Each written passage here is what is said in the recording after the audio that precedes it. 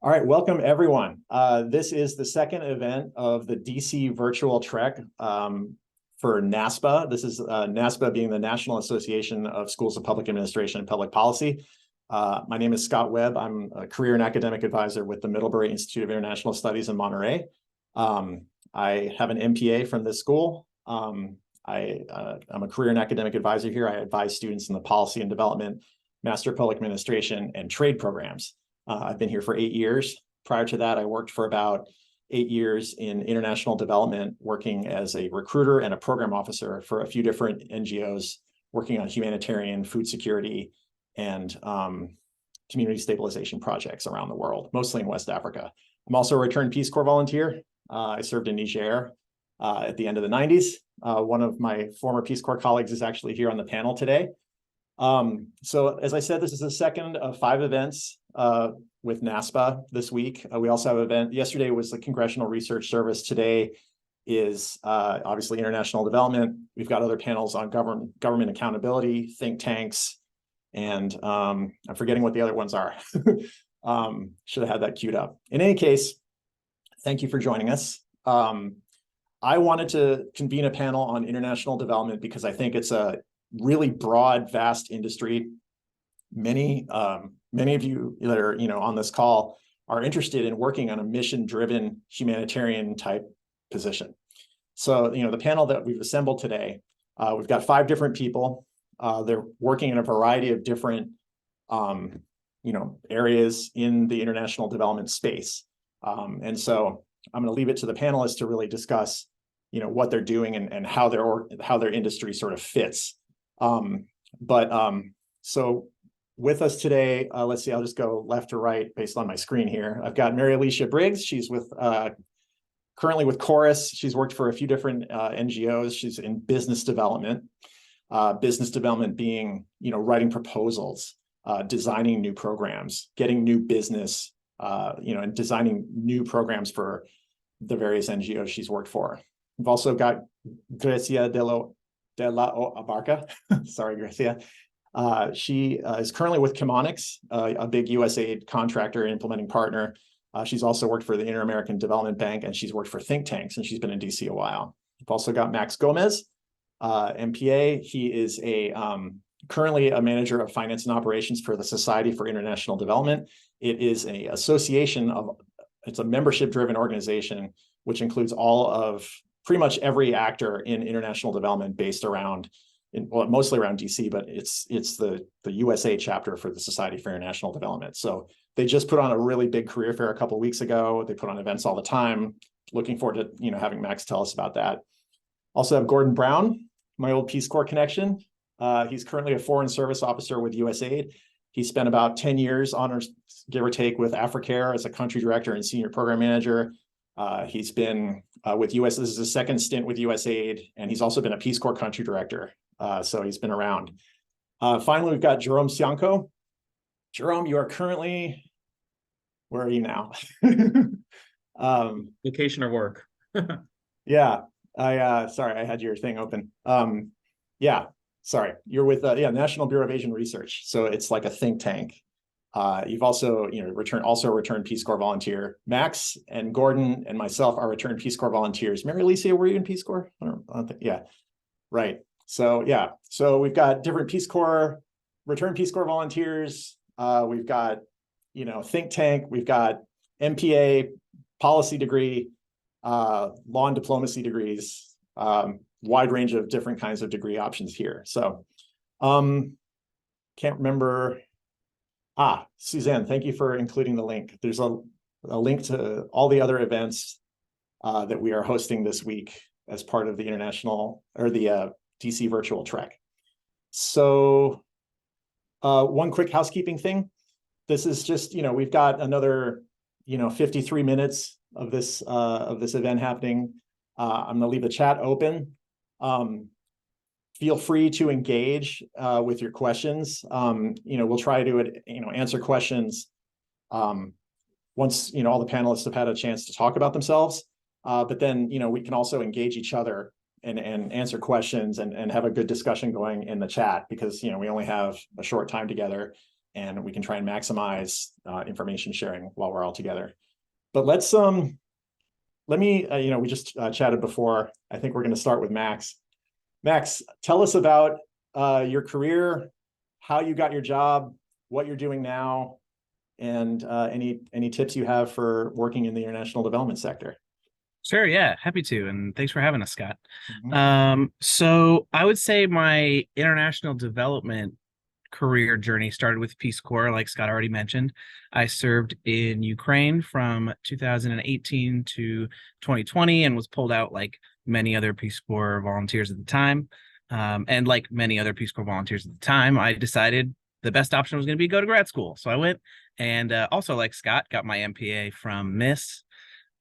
Finished up December of last year with the MPA and an MA in International Education Management. I was interested primarily in going to Miss for the MPA, but I saw that they had an International Education Management dual degree program I could go with, and I had at that point a background in working with youth, and it was something I was really passionate about, and so I decided to do that dual degree program and just kind of see where it took me. Although when I started at Miss, I let me back up a little bit. In undergrad, I studied biochemistry because I thought I wanted to be a doctor, and then I realized that what I really just wanted to do, what my passion was just helping people, and that really opens up the career field more than just medicine at that point. So, from that change that I had in undergrad, I kind of realized that I hit a point where I wasn't really charting out, say, 10 years in advance. So I wasn't saying Miss fits in perfectly into my career path and going to get the MPA because I know exactly what I'm going to be doing in 10 years. I was kind of going with, does this next step feel right for me? And so when I got back from Peace Corps, the MPA is what felt right to go get at that point because I really was interested in continuing a career moving up in nonprofit. I wasn't necessarily sure if it was going to be international development specifically or not, but I was happy to see where it took me. And so finished up at Miss. I still wasn't quite sure where I was going to go from there. I had done my major internship while I was in graduate school at the local community foundation in Monterey, which I had an amazing time with. I think they're a great group. And I'm from the Monterey County area as well, so it was really great to be able to put into practice things that I was learning in my graduate program in service of my community back home. But it didn't really help me find my way to Washington, surprisingly enough. So it was around the spring of this year, I guess, when I was really starting to look for work out here in Washington, mainly because this is where a lot of opportunity was for the kind of graduate programs that Miss has. A lot of Miss graduates do end up out here, and I had a lot of friends who were out here. So this just kind of became the place that I was interested in looking for work. And it took a lot of looking around. I was looking federal and a lot of nonprofits, in a few private organizations, bigger ones, things like Chemonics, and just kind of seeing what would stick. But really my main interest was still in, I think, like nonprofit management. But I was really just trying to get my foot in the door in Washington. And if you don't have any connections out here yet, or if all your connections are recent grads who aren't really in hiring positions yet, it's not too easy. So I finally found my way over to Society for International Development, a really small team here, but we have a really, really big network. Got my foot in the door with them as an intern, although within a couple months, they realized I was capable of a little bit more than that and brought me in and made me the finance and operations manager, which has been really amazing so far because it is such a small team. I really get to get into pretty much all of the work of managing, running the organization here, which has been really great so far for the past. I think I've been doing it for maybe a month now, and I'm really excited to see where I can go with this and everything we can accomplish here at SID with me in this role. But yeah, that's my little story there. You want to tell us a little bit about the Society for International Development and like the events and different benefits that the organization provides? Yeah, absolutely. So we operate in a couple different main areas. So one really big area we do is our two big annual events. We have the dinner that's coming up, which is a big celebration of, usually we'll have a guest speaker and an honoree. We have a Rice Award, which is named for the founder of original Society for International Development here in, I think here in Washington, or might be international, but I think it's here in Washington. And then in the spring, we have, I would say it's probably our biggest one, which is the annual conference, which is just a one-day really big international development conference, draws a lot of people. We also have several career fairs throughout the year. I think one in the spring or winter, like February-ish, and then one in October, which Scott mentioned. And then throughout the year, we host a whole bunch of events, mostly through our work groups. We have a work, I don't know off the top of my head, Malvika, who just stepped out of the office, would know. She's the one in charge of that. But we have, I think, somewhere between 10 and 15, maybe more, different work groups in different sectors. So like peace and security, agriculture, all those different kinds of areas one might find in the international development sector. And those work groups, they meet regularly, and then a couple times a year, they'll host their own events, informational trainings, things like that. Real quick, because we do have a lot of graduate students here. There's a young professionals network. Do you want to talk a little bit about that? Yes, yeah. So I would also say I think the most important thing, at least I find in the work that SID does, is its intersection as a meeting point in two different areas. One is to create a place for those who are already in the international development sector, create these meeting places for people to come together from all different organizations, all different levels, to talk about the similar work that they're engaging in and come up with new incredible ideas for us to move the world forward that way.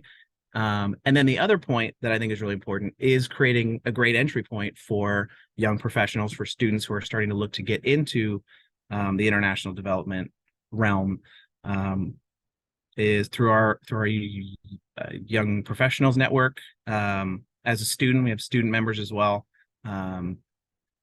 which can be a part of the young professionals network. And that just allows them access to all of the exact same events that those other members are a part of. So taking part in all the same events with people who are all up and down the international development realm, and make some really great connections. That's great. Well, thanks, Max. Let's kind of move on to our next panelist. I want to talk to Mary Alicia. So Mary, you are currently with Chorus, but you've been at several other organizations. One of the reasons I invited you, you just became top of mind because I noticed you got a new job. So, and you've been working in business development, which I think is a really cool area that a lot of people would want to know about.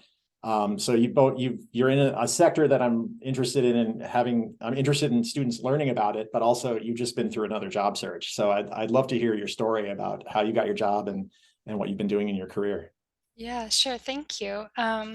So at this point, I actually didn't go through a job search. I was recruited, and I was being recruited by two different organizations at the same time, which is an amazing position to be in.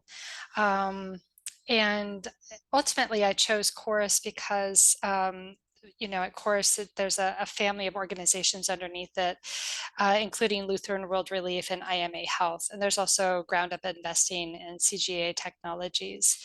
I had just been doing humanitarian assistance business development for the last 2 years straight. So I actually really enjoyed it. It can be kind of a difficult area to work in because the subject matter is pretty difficult and you're responding to people who are in true emergencies. So working in places like Ukraine, in Syria, and in Yemen, and then my portfolio also included some Latin American countries.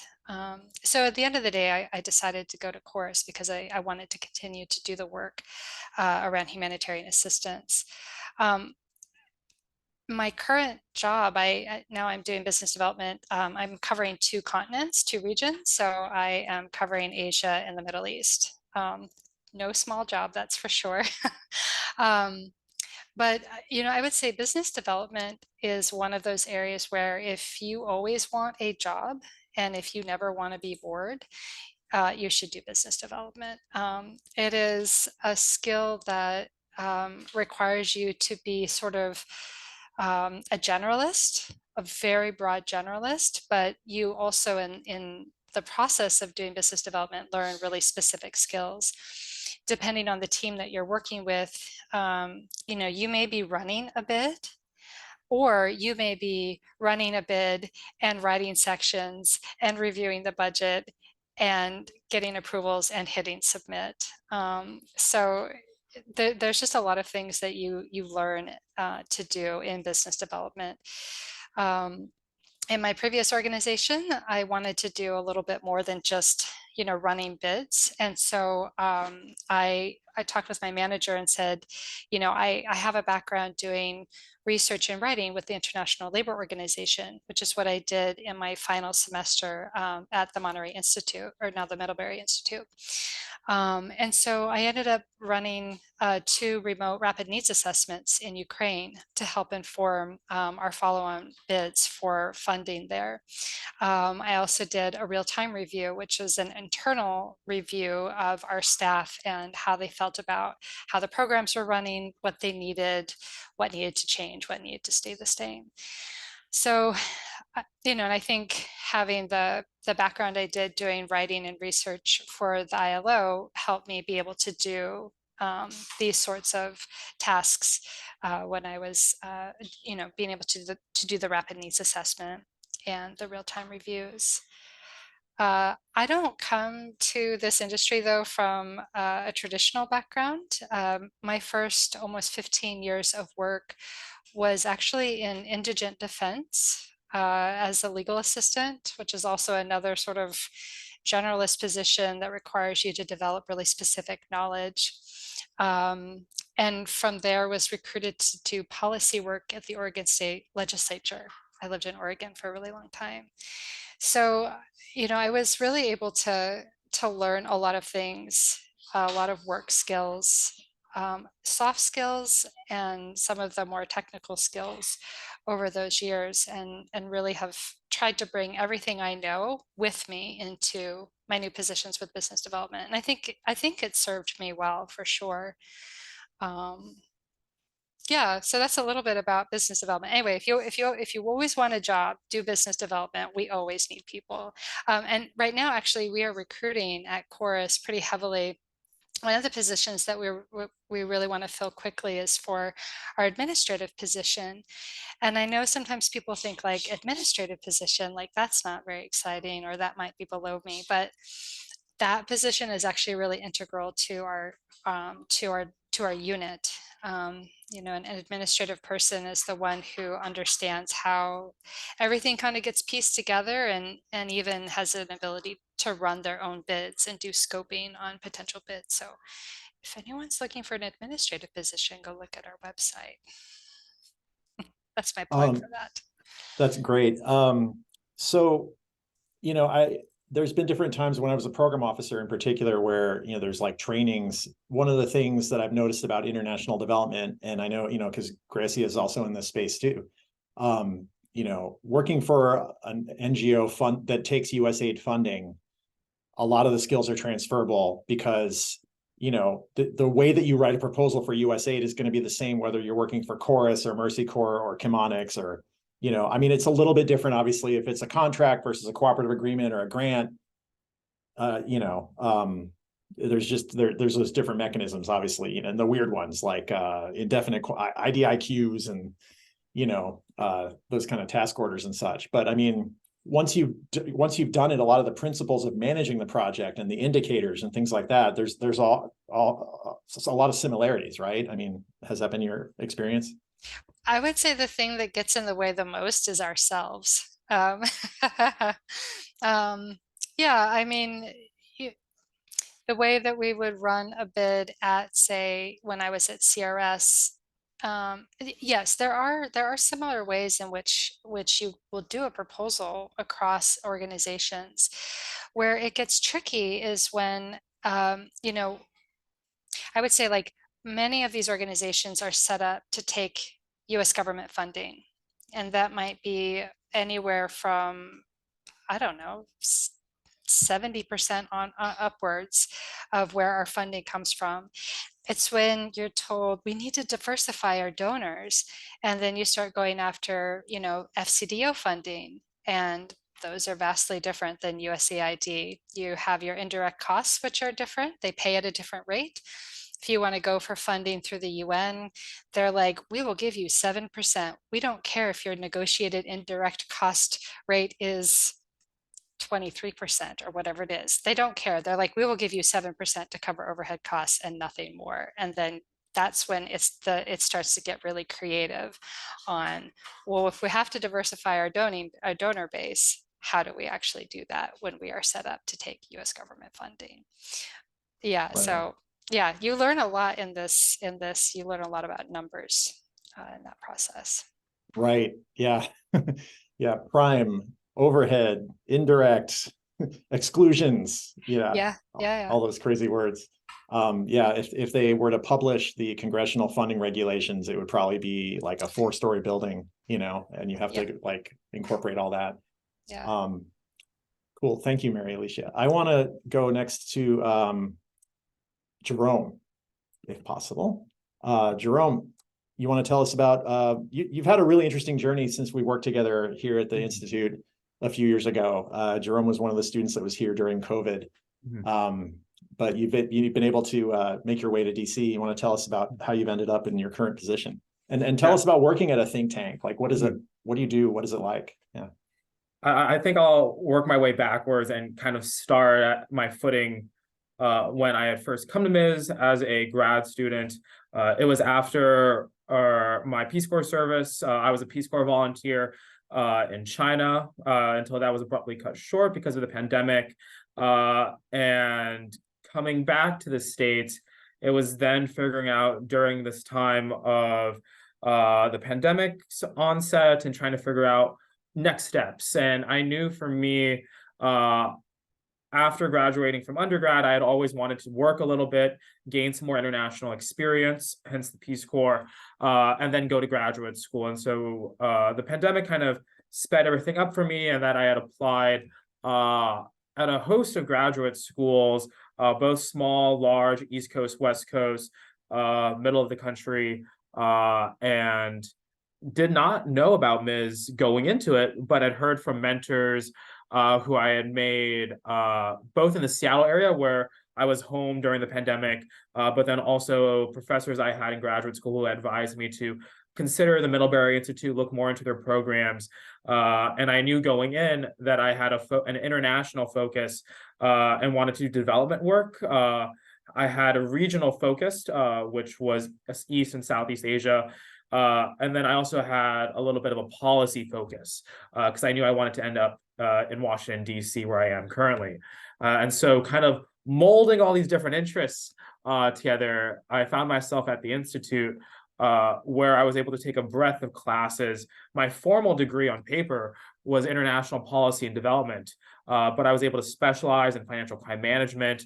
I took classes on terrorism, regional focuses. I was able to develop my Chinese better as a language. And so kind of the way I started pursuing international development was more from a policy angle, more from what are governing institutions doing to help shape the international development environment. How I ended up at a think tank was in my last year at the Institute.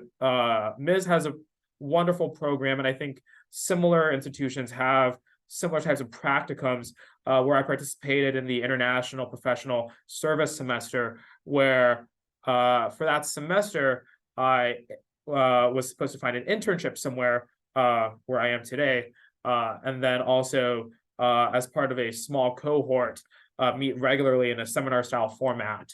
And so as part of that semester, I started interning at the National Bureau of Asian Research, where I am today, to kind of get a foot in the door. But then this semester at MIS also encouraged me going into my line of work to look for initiatives.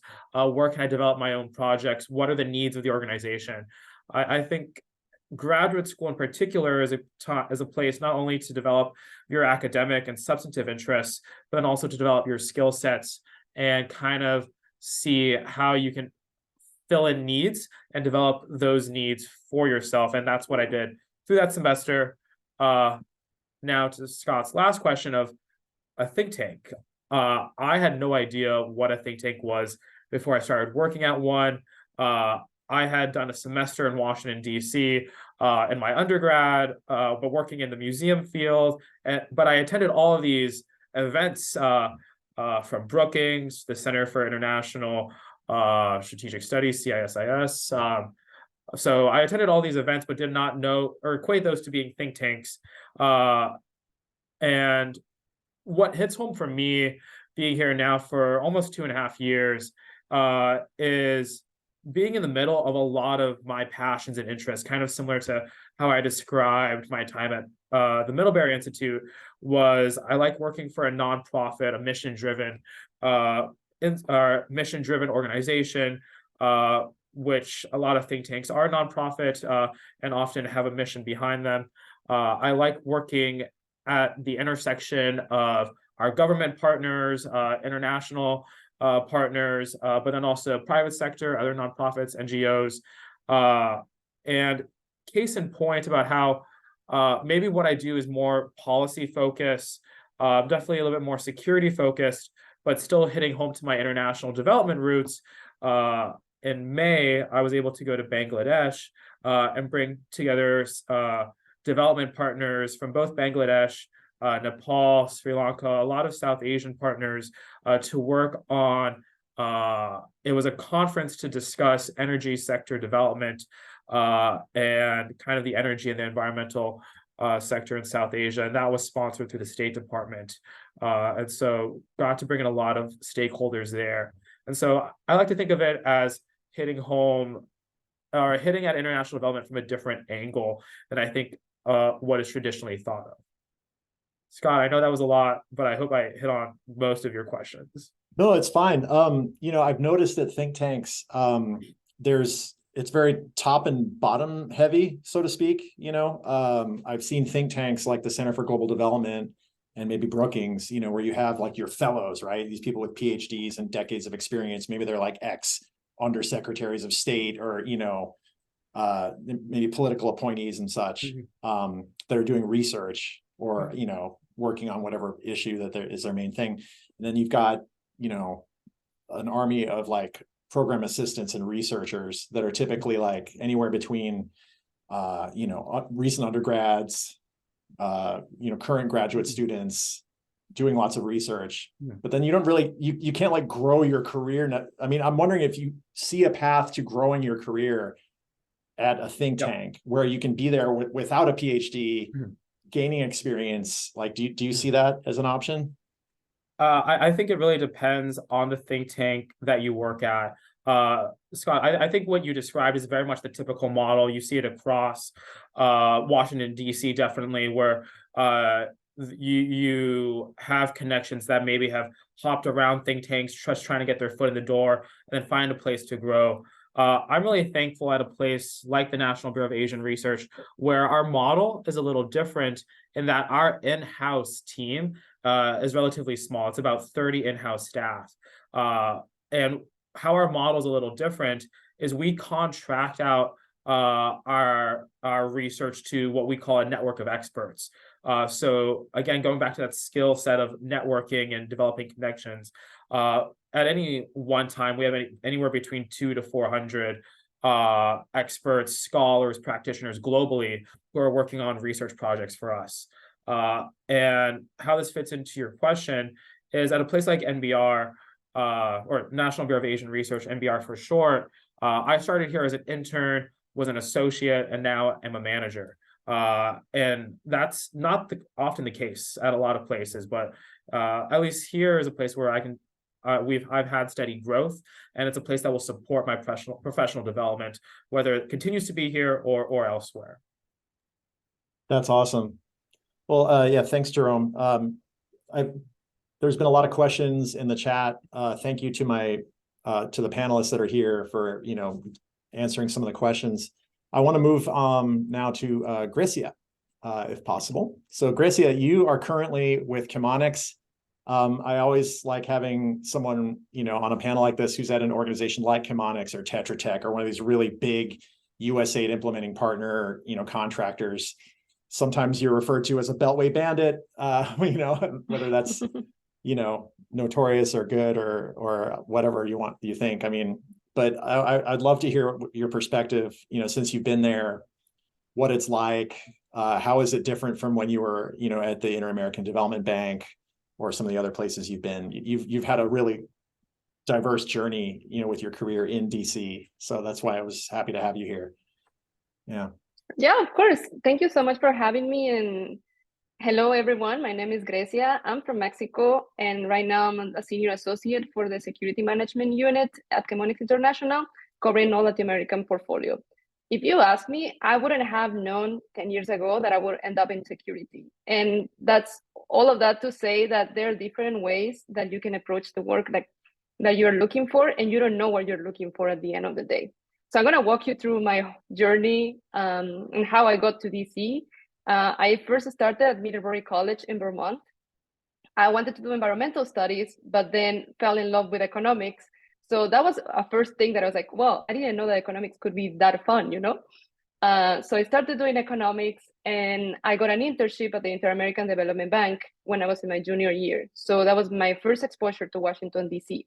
I came and I was like, wow, I want to be back in this city. It's smallish, like not as big as New York. There is so international. I like the people, and like people are so friendly. And just like to tie back to why I was doing that internship, it was because I always wanted to work either for Mexico or Latin America or like something related to that. It was like, I knew that I wanted to stay connected to the region and work in international development in that sense. When I finished my internship, I asked my supervisor, like, how can I get back to the IDB? You know, like, I really liked it here. Like, I did a internship, so how can I get hired? And he told me, like, Grecia, go and get your master's. I was like, okay, I'll go and get my master's. So after Middlebury, I went to the Middlebury Institute of International Studies at Monterey and did my master's in international policy and development. And that's where I met Scott. And I think it was the best decision for me at the time, because I wasn't sure what I wanted to do or like where I wanted to specialize in. And that just gave me a lot of options to specialize a little bit more, and, you know, like to find something that like I was passionate about. Fun fact about me is that my native language is Spanish. But since my higher education was in English, I didn't know how to say supply and demand in Spanish, for example. So it was like, you know, like those things I never learned because all my higher education was in English. So at the Middlebury Institute, I was able to have that professional level or like deep conversations in Spanish. I was reading in Spanish, and it's not that I didn't understand, you know, but it was just like I didn't have the vocabulary or like the conversational, like high level words to talk about all these like economic problems and international development issues across the world in Spanish. So after that, I got an internship at the Mexico Institute at the Woodrow Wilson Center. So I came back to DC, and I had a great time. I was working with Ambassador Errol Anthony Wayne, doing research and like in the cooperation of Mexico, US, Canada. And then, you know, I went back to the IDB and I knocked on my supervisor's door, and I was like, you know, like, I'm back. You told me to get my master's. I got my master's. It was like my dream to be at the IDB. And they told me, Grecia, you're gonna, you know, like you're doing so well in like what you're doing that I don't want you to stay here now. Go and do career somewhere else, and then you come back. And I was like, you told me to get my master's, and I got my master's, and now I'm back. So why are you telling me this? And I kept applying to different things. I was like, this is the end of the world. I don't know what I'm gonna do. And I got different consultancies with the private sector, more like on research, like news monitoring on Mexico and Latin America that I was really passionate about. And at the same time, I got a PEC, that is like product external consultancy with the IDB, not with the supervisor, with other person that I met. And I was like, you know, like kind of getting my foot into the IDB, but like staying like away from it. So I started doing this, pandemic hit, I was working remotely in and out. And finally, I moved back to DC last year. And I was like, okay, I need to start like doing more of my networking, like talk to people again. I realized that I didn't want to be at the IDB anymore. You know, like I wanted to explore more options. I had more friends And this is something that I really like about these kind of panels, because like you talk to people and hear their experiences and their careers and like things that they did that might change also like the way that you see things. I was bored one day on my phone looking through jobs on LinkedIn, and this Chemonic job show up. It was the senior associate for the Latin America Security Management Unit. I was like, security sounds kind of like, I don't know, like I wouldn't think that I would be able to be in security, but I'm able to do all of those things. And I have done that for the past 3 years. I do monitoring of news, I analyze trends, I provide data assistance and like high level presentations and analysis on politics, like natural disasters, and report all of that through my previous job. So I'm gonna give it a shot and apply. I applied, and then on a Friday night, I got a call from the recruiter. I was like, okay, at 4 p.m., how are you? How's everything? And then I told her my story, and then she told me, like, I need you to be on a panel interview on Monday, 10 a.m. And I was like, okay, sure. I went through the panel interview. Tuesday, I had the reference check. Friday, I had my final interview with the boss. Next week, I had an offer from Chemonics. I didn't know anyone at Chemonics, and I just went through the process. And I think that when you can tell your story and speak about your experiences will tell more than like going through the traditional way of like getting the reference of someone. That helps for sure. But at least for me, it helped that I was just like looking through what I wanted to do and what I know how to do, and that fit into the profile. And that's how I got my job. That's awesome. Gracie, I love your story. One thing I wanted to address with you, because uniquely in this group, you were an international student when you were here, right? There's been a couple questions in the chat about, getting hired as an international student. Can you talk a little bit about your experience? Like, did you have to do the OPT thing, or did you have like a green card? Yeah, I think that for me was a little bit different because I got the green card when I was at Middlebury. So after that, I didn't go through the OPT option of it. I know if there are any Mexicans in the audience, that the TN visa has been a great resource for a lot of people that I know. That is like these, or Canadians. So because of NAFTA, the new, USMCA, all Canadians and Mexicans that get a job offer in the US can apply to the TN visa. And you just need to have the offer and make your appointment, go there and prove that you can perform that job, and you get a TN visa for 1 year to 3 years. For the rest of the people, I know that if you go that upfront and if they really want you and the skills that you have, they cannot find it anywhere else. They can file for you for the H-1B visa, and you get into the lottery, or if you apply for think tanks. Also, these organizations are non-capped, so which means that they can apply for you for an H-1B, but you don't go through the lottery. So there are different ways of getting sponsored. It's definitely a difficult situation, or not situation, conversation to raise. But if they want you, and you need to make sure that they are really interested in you and your profile, and that you can do something that anyone else can do, and then they will fight for you. And I have had friends who have done it. That's good to know. That's awesome. Well, thank you, Gracia, for this story. No, thank you. That's really awesome. I want to move on finally to Gordon Brown. Gordon and I were in Peace Corps together a very long time ago.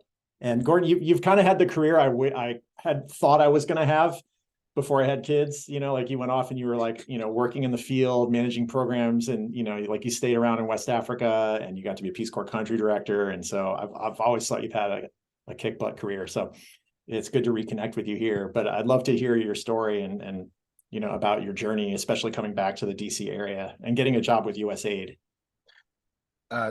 Scott, first of all, the admiration goes both ways. And for those of you on the call who don't know, Scott Webb is actually a great writer, and has at times in humanitarian assistance, for those of us who have been working in that field, he has expressed some ideas about how personal that work is and what we go through. He has really done a great job of expressing that. And I appreciate you, Scott, and thank you for inviting me. And I want to thank, before all of it, to thank all of the other people here on the panel. I want to start with, straight up, there are 3 lessons that you should take, I think, from what I what I may share. Number one, which I keep reading in this study of, I'm sorry, my voice is scratchy, but I've been studying lately this idea of intentional management. The first lesson, you do not have all the answers or lessons yet. You may, all of us reach a point in every day, you wake up and you say, I've learned a lot from the things that happened yesterday, and I think I know something about what I'm going to do and how I'm going to attack the problems of tomorrow. Well, let go of that assumption, because you don't have all the lessons and you have plenty of lessons yet to learn. This is straight reality, as profound as you can take it. Secondly, for those of you now coming out of graduate school, stay on the job search 24 hours a day, all the time, but be authentic.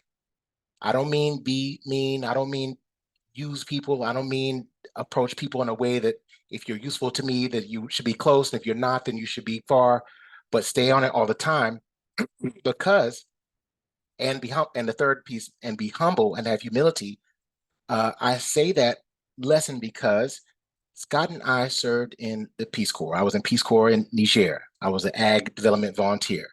When I landed in Niger, I realized I wanted to work and live as an expatriate and work and live in Africa. But I get on the plane, and next thing you know, I'm back in Augusta, Georgia, where I'm from. And my brother says to me, hey, Gordon, no one knows anything about Africa, that no one knows anything about Peace Corps, where we're from. You need to get on a plane and go to DC, which is exactly what I did, with a job and a dream. And I came to Washington and landed in DuPont Circle, and it was snowing. And I had in my mind that I was going to get an apartment and start living there on a Friday and go to work on a Monday. I don't know what I was thinking. That just happened. So I started working in a temporary job that was part of this whole Peace Corps network of you could find jobs, and here's a hot job that only lasts for 4 months. And I came and started working in Washington and looking, how am I going to get back to the field? How am I going to get into international development?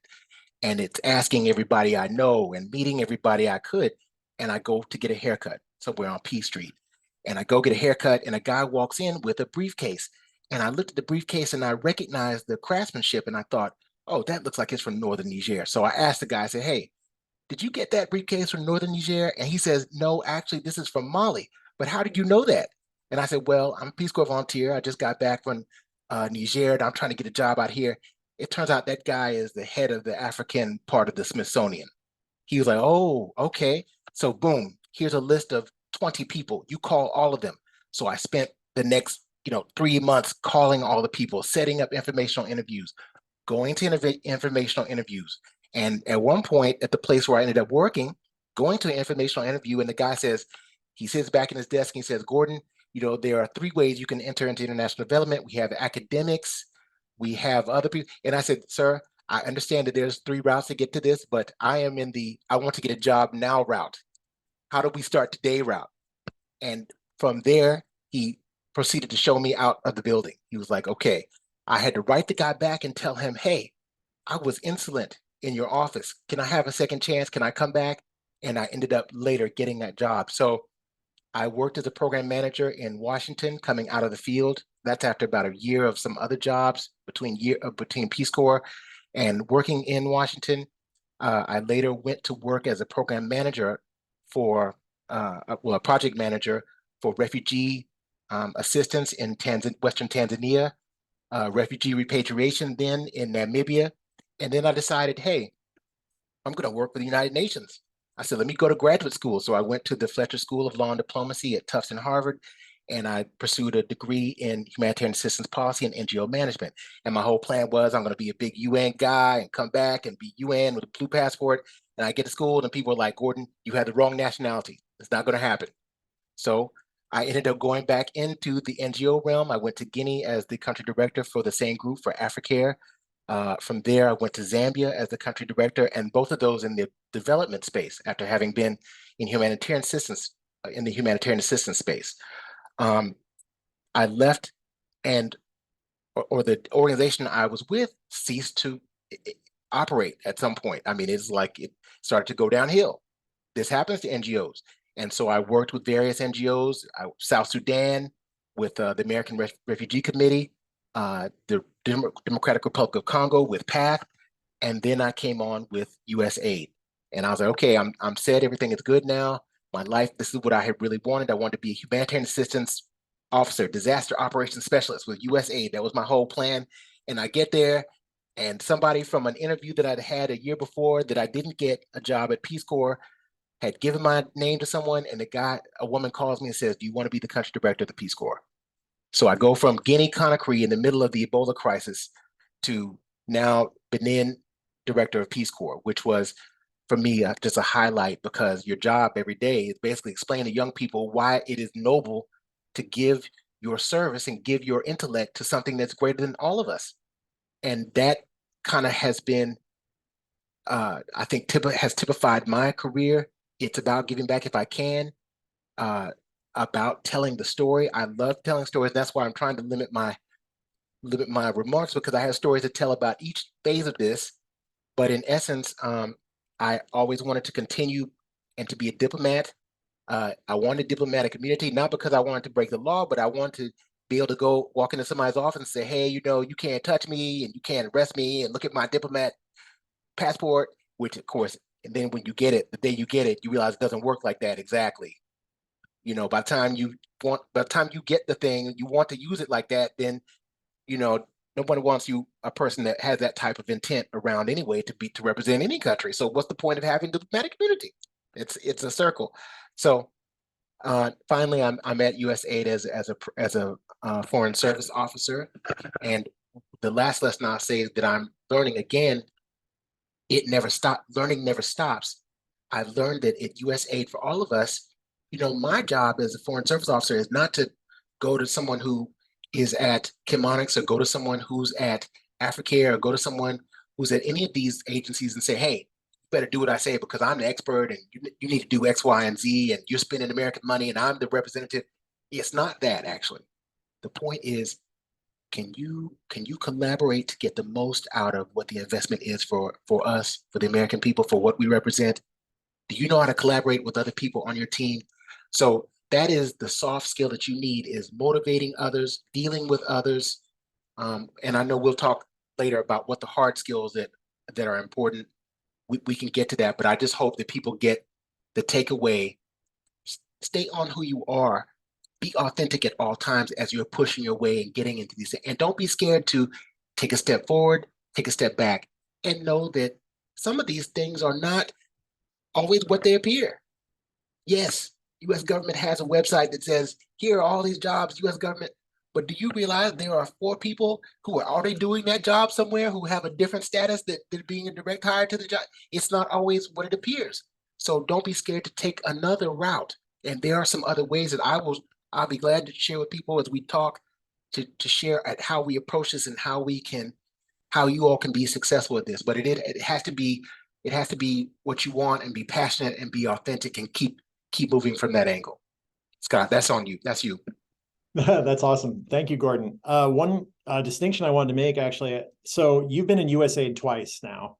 Once, as you know, earlier, like you were saying, right before you were at Peace Corps, when you were with OFDA. Now it's the Bureau of Humanitarian Assistance. So you got hired as a disaster operations specialist. That's like a PSC, right? Like a personal Yes. security, like a private, or like a contractor, basically. Yes. And now you're a foreign service officer. Can you talk a little bit about the distinction between the two? Because a lot of people think if I'm going to be in the U.S. government with USAID, Yes. I have to be a foreign service officer, or that's it. Like, how does it work for Scott? That's exactly what I'm speaking to, which is you have the U.S. government, and you have so many different what are called hiring mechanisms at which people work in the United States government. And there are some people who work for contractors with, for example, the U.S. Agency for International Development, Tetra Tech, Chemonics, sometimes not exclusively, but sometimes there are people who work for those agencies who have contracts that are with USAID, and there are people who work in the building who work for agencies that are contractors with USAID. Many of my colleagues here in the Ronald Reagan building are contractors with USAID, and also there are people called institutional support contractors. So those are different mechanisms at which people get into the office and get into the work. And what I was alluding to specifically earlier is that there may be a job that says, "Hey, this is a direct hire job with the United States government. Here is the role." but there might be someone who's actually doing that job who is not in that same mechanism, if that makes sense. There's someone sitting on that desk and there's a job that comes open and you're applying against the person who's already doing that job. It just so happens they're not in that specific role. So that's sometimes why these things, if people, you're applying, you're not hearing back, you're not getting on the list, and you're saying, but my qualifications are great. Your qualifications are great, but there are other things at play. But what I was going to say to all of us on the call is that is a great place to start, which is being part of a contractor, being part of NGOs, being part of people who work here in the building through all of these different entry points, because eventually if someone wants to be a direct hire part of the US government, then that is an option that becomes available, Scott. Right on. Yeah, because I always thought, like you see these job listings, you see something like McFadden, Yes. or like some of these other organizations, the blanking on them right now, but you know what I'm talking about, though. Scott, Yeah. and the job is actually is the exact same duties. It is the exact same function. It is just these different types of mechanisms that people are here about. But as we get deeper in our careers, the considerations come on the back end. The considerations are your medical care or what happens as you retire. Those are the things that are the difference. But the difference on the desk, the difference in the responsibilities and what we're approaching and what we're trying to do, those many times are very much the same. Very much the same. Right on. Gordon, thank you so much. This is really great. I love, this is a great panel. I'm really happy with this. We've had a lot of really interesting questions come up in the chat. Thanks to my colleagues who have been trying to address some of these questions. There's been some questions on like, what are some skills that people should have for international development? And I mean, I have my own answer, but I would love to hear from some of you on the panel about, different skills that people need to adopt in international or, to acquire, especially, while they're in grad school or interning. So, I mean, who would any of you like to address that? How about Mary Alicia, since you've been around? Oh, wait. What was the question again? I was typing some really long response to somebody's question in the chat. Oh, sorry to interrupt you. Please. No, well, I mean, yeah, what are some good hard skills that people can work on throughout grad school and in, entry-level internships to make themselves competitive in the international development space? Be really good at writing. Like, writing is super important. And it's not like, I mean, yeah, if you're going to be writing, doing research and writing that up in grad school, that's really great practice. But even just being able to write good emails to your colleagues with clear communication is super important. And writing is as much a skill as it is a craft. And so I've seen a lot of people try to write in a particular way, and it feels kind of stilted. I'd say, when it comes to writing, like, you develop your own authentic voice. My style of writing is a lot different than what proposal writing is like, but I still use my own style of writing when I write for proposals, because that's just the way I am. I will say, one of the things I was thinking about was things that were not useful in grad school, that I wish I wouldn't have wasted my time on. It had to been like that stupid, like, data analysis class at 8 a.m. twice a week. I have not used regression analysis once since I have come to international development. I'm sure other people use it, but really save yourself the time. It wasn't worth the pain. But yeah, I mean, and I think in terms of sort of, I guess in some of your soft skills, because I have done hiring recently. I've hired fellows and hired junior staff. Econometrics is, I don't know how else to say it except to say, when we interview people for positions, like, are you likable? Do we like talking to you? Do we think that you're Wow. actually going to be a good fit for our team? And I have seen people who, you know, they have like impeccable resumes, they have great skills, et cetera, et cetera. They're like the whole package, but they literally do not crack a smile once. They do not answer a question beyond just the basics of like a few sentences. And I don't know if it's nerves, I don't know if it's just personality, but really kind of thinking about how you present yourself to a hiring panel will make a world of difference. Yeah, we want to hire people, even if you might not have all the skills.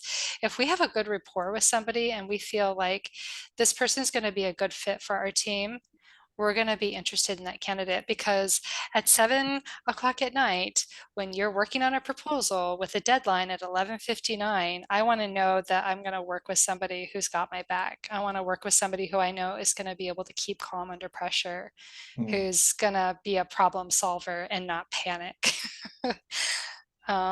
Yeah, that's and I hired people when I worked in the legislature as well. So it's not just recent, but it's been over the last 20 years, you know, that I've done hiring.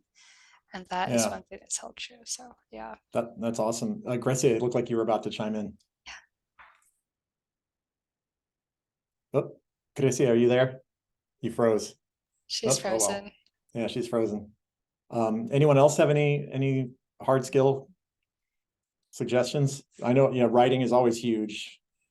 Soft skills, hard to define, really complicated. It's definitely a loaded area, because it's like, you know, who's going to get along with someone else? I mean, I don't know. It's so subjective. It can be really hard. Grecia, you froze for a minute, but it looked like you were unmuting a minute ago. Did you have Yes, something you wanted? I just wanted to add on Maria Alicia's point of data analysis. That was, you know, if you're good at data analysis, explore that. But if you're not, don't go. You know, like don't try to make it that, yeah, I know how to do data analysis. If you don't, there's like, just don't go that route. But instead go more on the graphic side. It's like, can you do like nice graphics, nice presentations, like clean documents that you can, you know, like when you write a report, then you have like something clean that looks nice, that is like to the point, and like something that people will look and remember. So I would say like focus on that, like once you are like more on the writing side and presenting some products to your boss.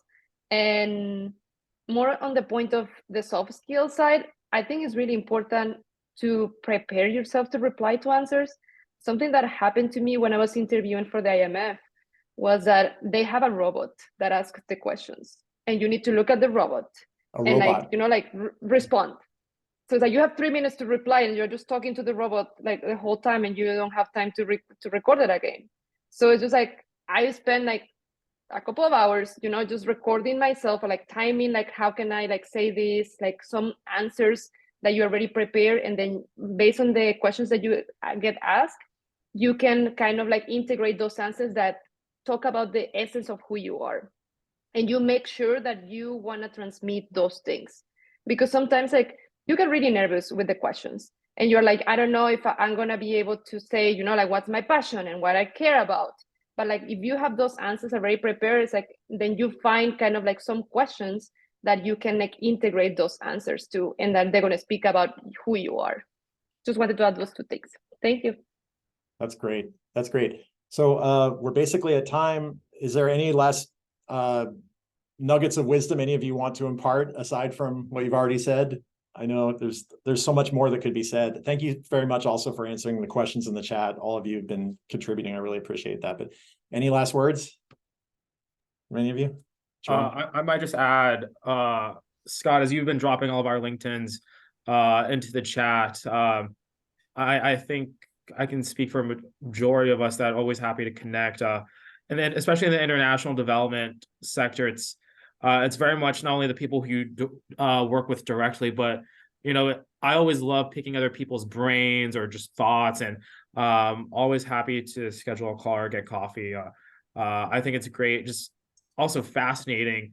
For me, I work on a very specific part of the world, but I learned so much from people who are working in other parts of the world, other sectors. There's so much a wealth of information to be shared. I'm a strong believer in always being a student. You always have something new to learn, and especially in an evolving and emerging field like ours is. It's a great one to be connected in. Cool. Awesome. All right, Mary, we're unmuting. Did you want to say something? Or Mary Oh, Alicia? I am unmuted. I was just going to say I'm always happy to connect with people on LinkedIn. I love helping people when they're looking for new jobs, if they just want to network, if they want to talk things through. Like, I'm super happy to do that, particularly because that's how I got my job. I started by literally cold calling, so to speak, somebody on LinkedIn at the UN. And I got my first consulting gig that way. So I'm always happy to pay it forward. You never have, yeah, you got to be bold. I love it. I love it. Okay. This has been so great. I wish I could talk forever. I love geeking out about this stuff, but you know, we have to keep it and respect everyone's time. So thank you so much to everybody. Thanks to NASPAA for, you know, putting this whole week together. I'm looking forward to the next couple of days. Thank you, Mary Alicia, Gracia, Gordon, Jerome, Max. Thank you so much. And thanks to all for attending and participating. So have a good day, and we'll see you next time.